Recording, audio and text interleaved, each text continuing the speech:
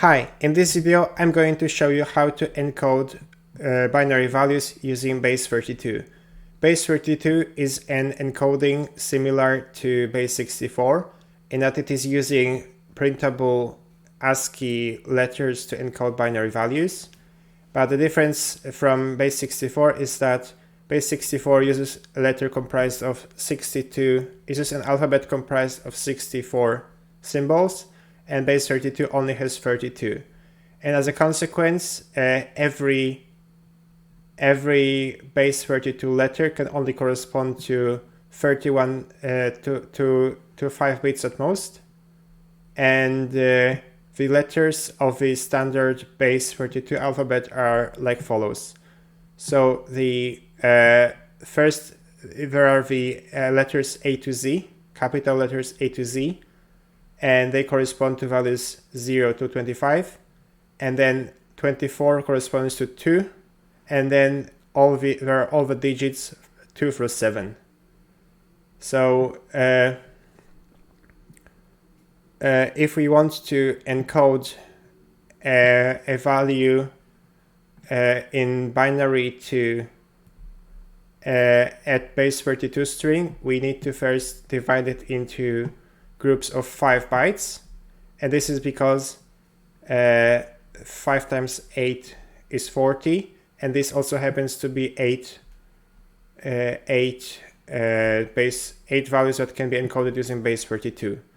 So every 5 bytes in binary will correspond to 8 bytes in Base32, and yes, so if we wanted to convert this to the string below, which is going to be Base32 encoding of this string, then we need to take every 5 bits like so, and we need to find the corresponding value in the Base32 alphabet. So as we saw here, 01001 corresponds to the letter J in the Base32 alphabet. And yes, so I'm going to start writing some code, and then we can talk about the details of the implementation later. So let's start by creating a header file, and I'm going to use the standard CMagic. I'm going to use a C preprocessor macro to ensure that this file can only be loaded once. And I'm going to just define the Base32 alphabet as a string, and I basically generated the Base32 alphabet using a higher level language, and I'm going to copy it to this file, and then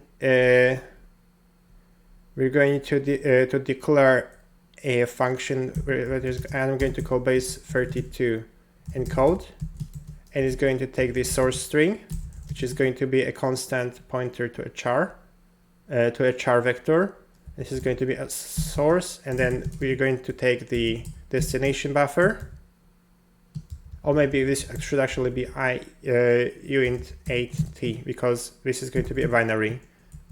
And this means we need to include standard int.h, and then we are also going to pass the length, because with binaries we cannot really rely on the null terminator, so we need to know when to stop iterating. Okay, great. And then in the main.c, I'm going to include this header, Base32. I'm going to include stdioh, and I'm going to define a main function in which we are going to try and encode the string hello using Base32, and we're going to check if it matches what we are expecting. So let's say char source equals hello, and then char destination 80, This is going to take much less than, but 80 is more than enough. Base32 encode, and we're going to pass the source, and you're going to pass the destination pointer, and we're going to pass the length of the source. Great. And what does this say?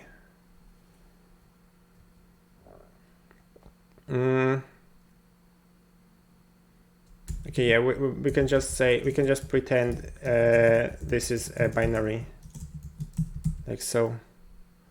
And then we print the result.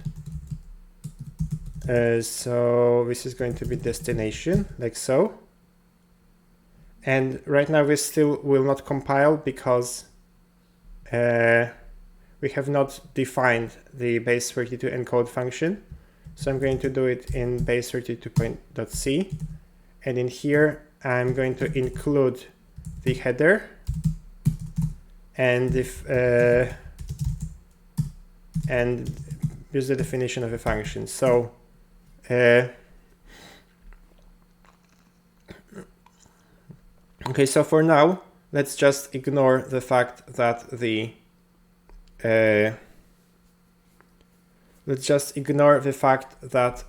values can be multiples of the, like the source values can be more than 5 bytes long. And now if in base32 and base64 encoding, a group of 5 bytes of the source is called a quantum. I think this is related to the Latin meaning of I'm not sure. I don't, maybe it's, anyway. And we are going to do a lot of bitwise operations, so we have to somehow put the 5 bytes of the source binary into a CPU register. And so a disclaimer, the implementation I'm going to show you in this video is actually inspired by the Go standard library, and the Go standard library still supports 32-bit processors, and the implementation in the Go standard library basically suggests to use 32-bit registers, and this way they can be the operations can be performed efficiently on both 64-bit and 32-bit processors. So let me show you an example of how this could work in actual C code.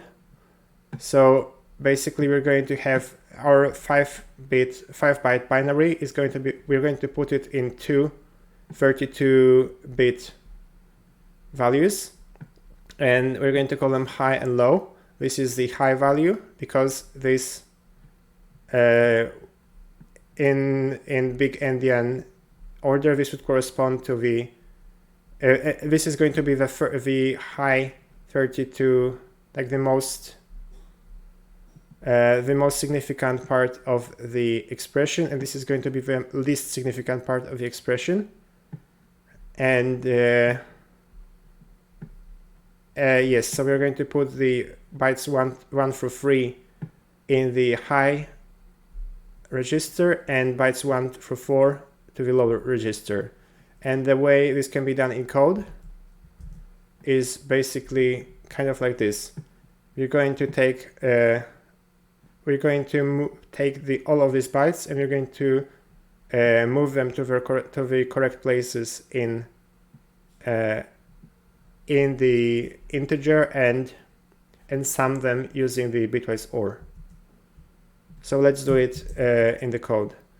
Let's say uint 32t high equals source, the first byte of 0, moved 24 bits to the left, and then we need to, oh no, we're not masking anything yet.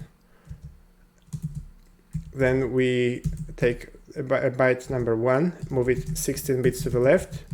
Then we take byte number 2 and move it 8 bits to the left. And then we take byte number 3 and put it and just put it at the end, or we don't have to, you don't need parentheses. And then the low value is basically the high value, but we move it one byte to the left, and then we sum it with the byte number 4 of the binary.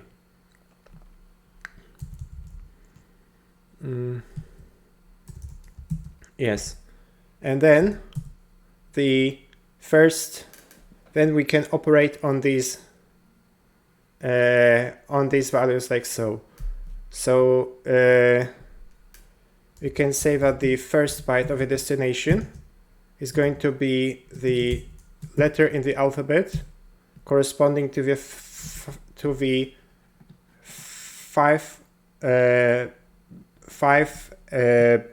bits of the high register, the first 5 bits of the high register. So this is basically going to be the high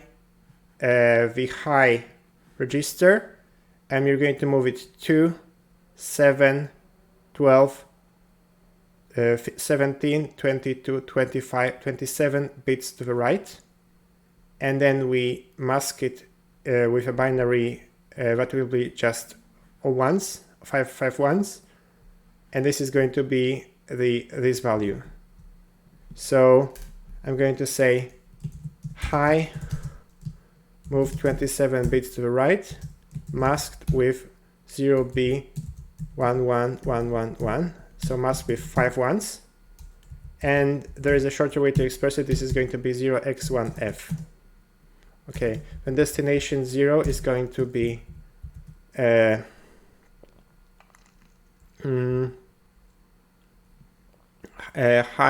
higher register, move 22 bits to the right, and basically this is going to repeat until we get to number for the first 30 bits. So we can say we can copy it 4 times, and this is going to be 1, 2, 3, 4, and 5. And this is going to be 17, this is going to be 12, this is going to be 7, and this is going to be 2. And this way we have covered the first 30 bits of the binary. And so let's see.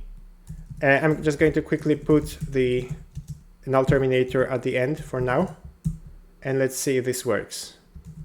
I'm going to compile it using main C and base32, output base32, and now we can see that it outputs the correct first 6 letters of this. So we also only need to find the last two letters like so. And these are going to be the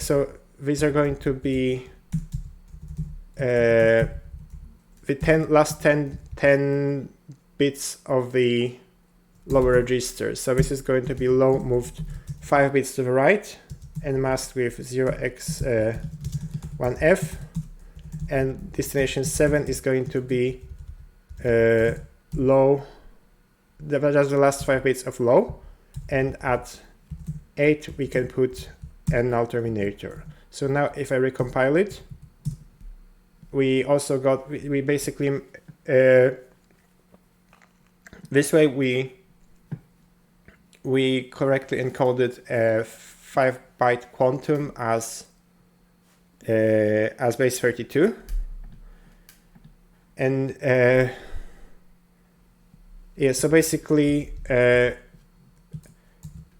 we could basically just move it to a separate function and redefine the base32 encode. So I'm going to rename this to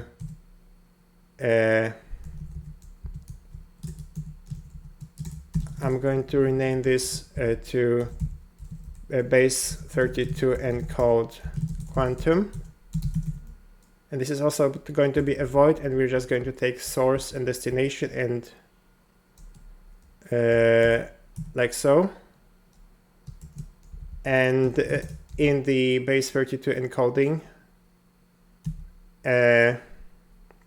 we're basically just going to iterate over all of this and pass it to I have to remove the null terminator because it would break some things. We're going to take the source string, and we are going to iterate over it. So let's say, and also for now we're just going to assume the length of the source is a multiple of 5, and in order to enforce it, we can say int full quantums equals length divided by 5 and multiplied by 5. And we also going to need to define an index of the source in the source. And so this is SI stands for source index, and then destination index is also at 0 right now. And then we can iterate like so. While SI is less than full quantums,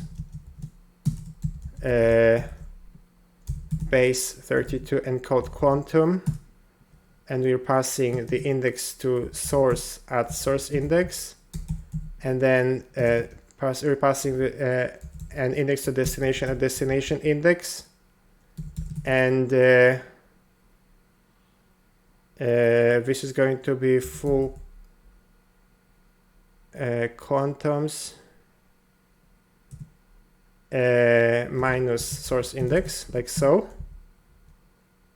And we iterate SI, we increment it by 5, and destination index we increment by 8.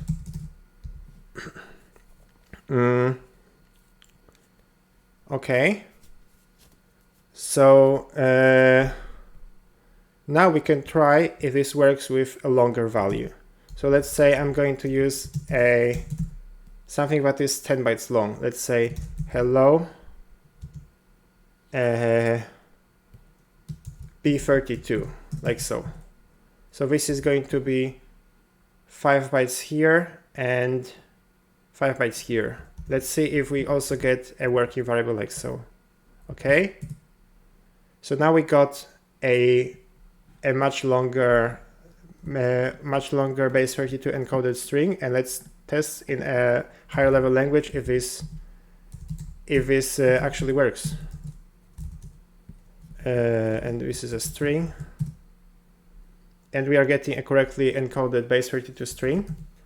So great, that already seems to be working just fine. And now the thing is that with Base32 you cannot always be sure that a string you are encoding has the length that is a multiple of 5. So in order to so once this is all finished, we also need to see if we need padding. And let's say if length of a string equals full quantums, we can return, and because there is no padding required. But if there is some remaining length of a string, this is going to be length minus full quantums. And then this means, okay, yeah, or we could just say int remaining equals length equals 5 quantums. So if remaining equals 0, then this means that we don't need any padding, and if remaining is the remaining is going to be the remaining length of the source string. So we are also going to need some wait.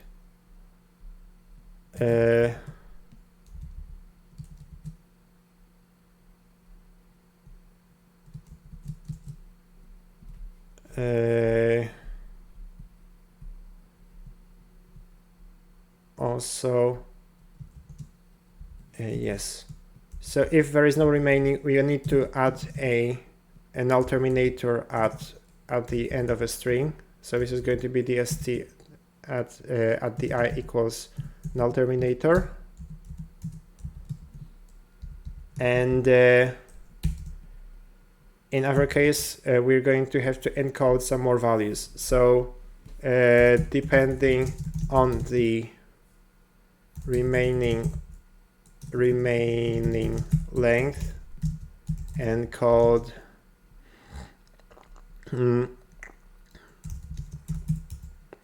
the rest of the source. Now, if you look at this, if your source binary is 4 bytes long, you're still going to need 7 base32 letters to encode it. And in this case, we are not going to use a register like that, because this value is always going to be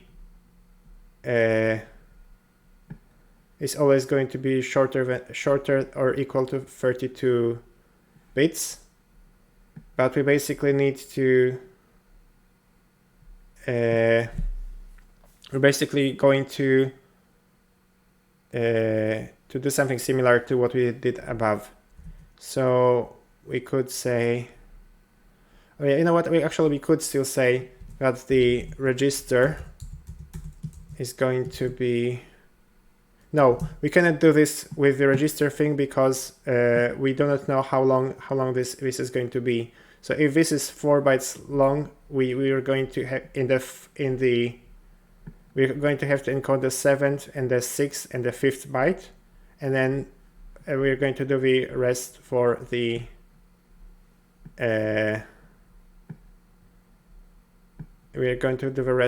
remaining bytes, like so.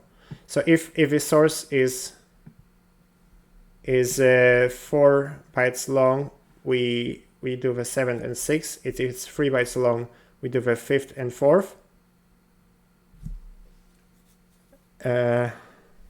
You know what? Maybe I'll just look at my cheat sheet, because I actually do have a cheat sheet. Wait, Go.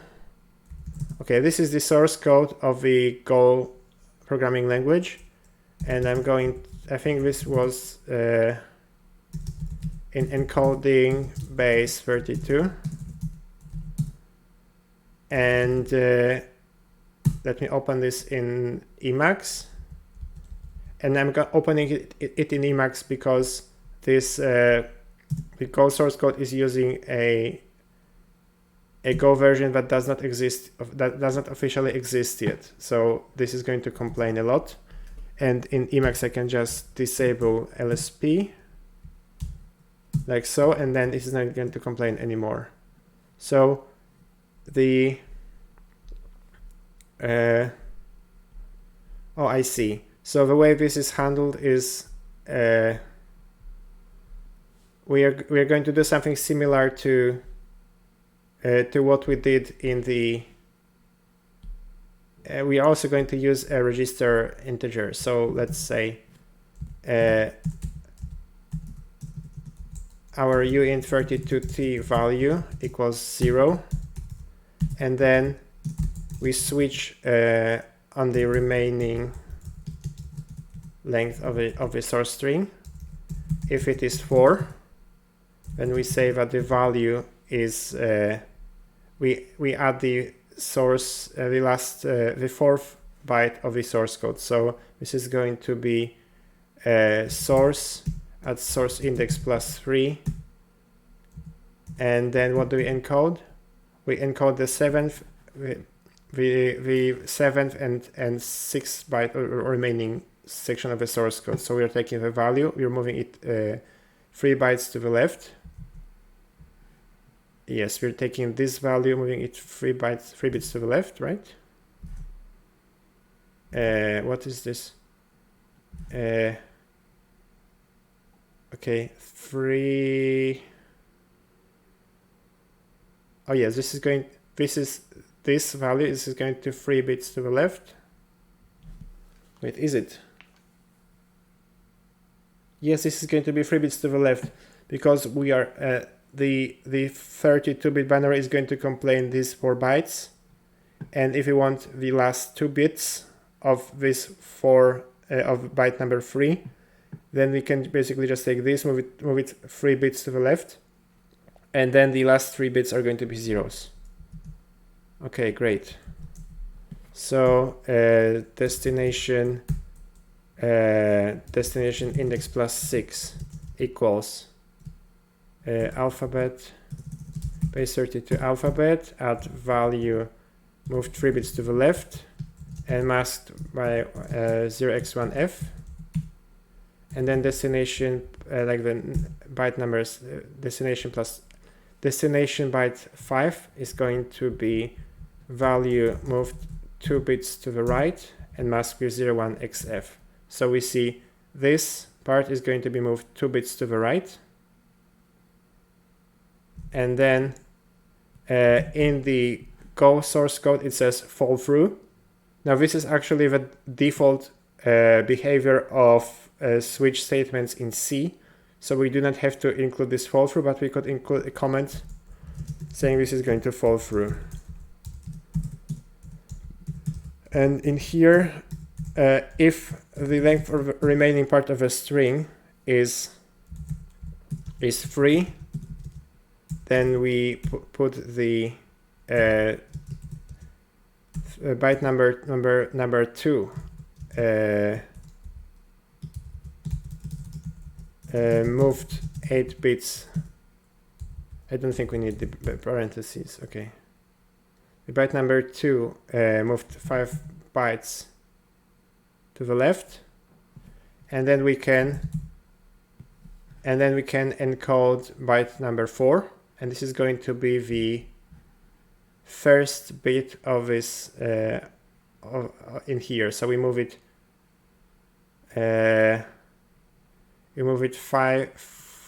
7 bits to the right, and we mask the last 5 bits. So dst di plus 4 equals base 32 alphabet value moved 7 bits to the right and masked with 0x1f, and we fall through. And then in case of 2 remaining bytes, we get value equals, we sum it with source si plus 1 moved 16 bytes to the left,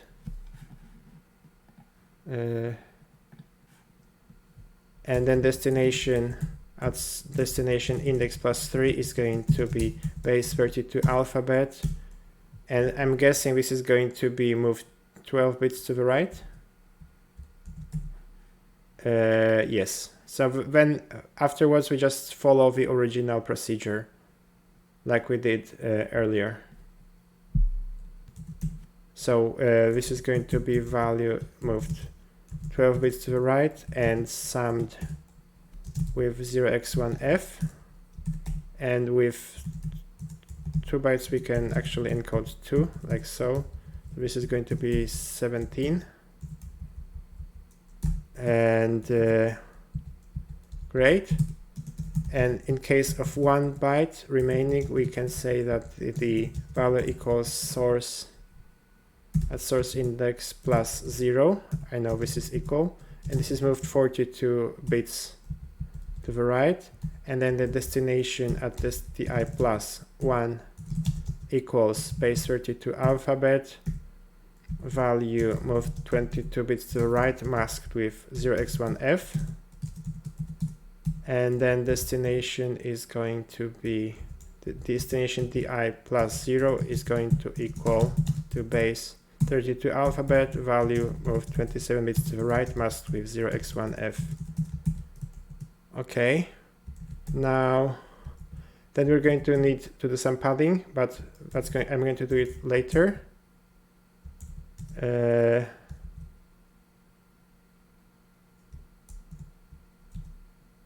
Wait, what was there?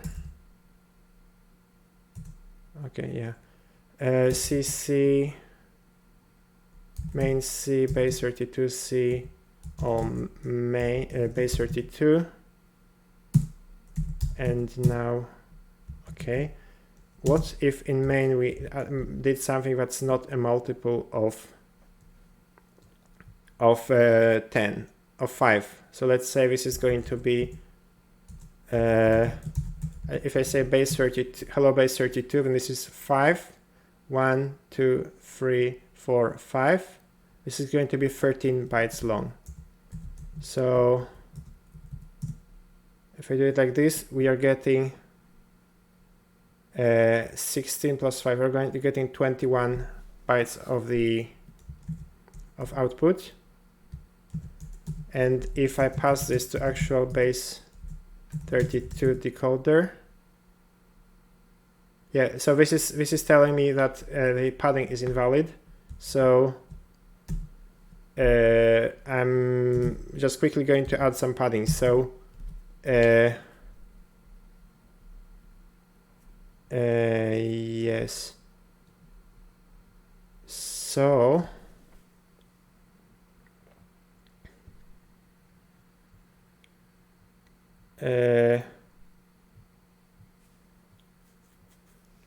now that we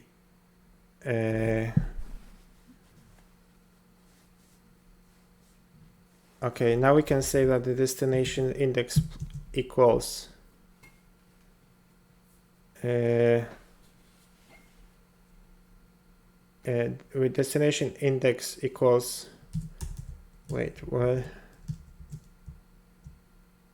How does it handle? Remaining at 8. Okay, yeah, okay. So the remaining padding is going to be remaining, basically going to be remaining times 8 divided by 5 plus 1. I'm not exactly sure why this works like this, but I guess it does. And what does it say here?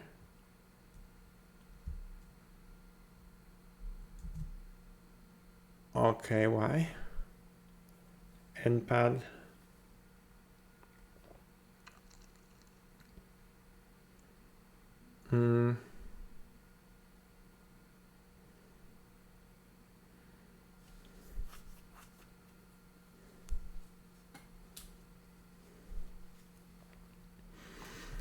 Why is it so?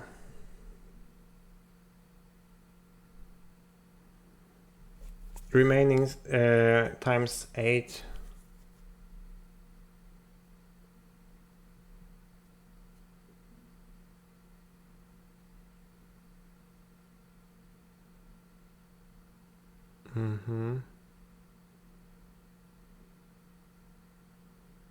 Okay, I guess we already know where we are in the number of bytes already set by unpadded data. Okay, so now we can say for int I equals npad, I is less than 8, I plus plus, and destination the I plus npad plus I equals, and the padding character is equals and equal signs, and then you can say destination the I plus 8 is a null terminator, like so. So now if we try to compile it, we're actually, let us see this in action. So since our remaining part that is not encoded as a full quantum is 5 letters long, we have to pad it with three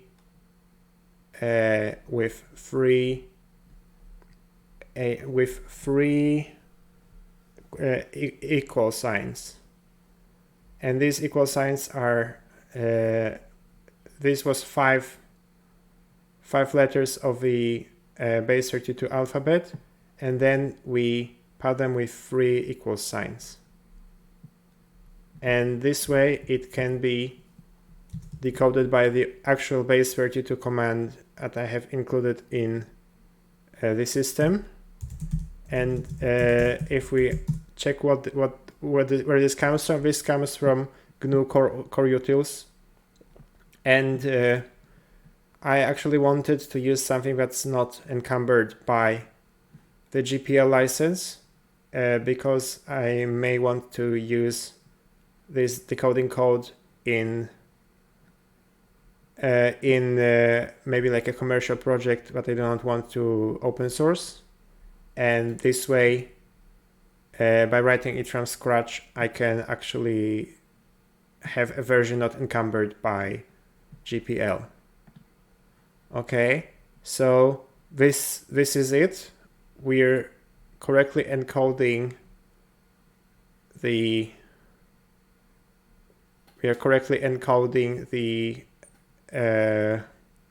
we are basically correctly encoding the binary string to Base32.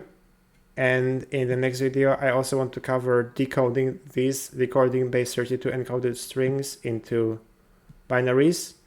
And then in the video after that, I would like to cover the TOTP, which is a standard for one-time passwords.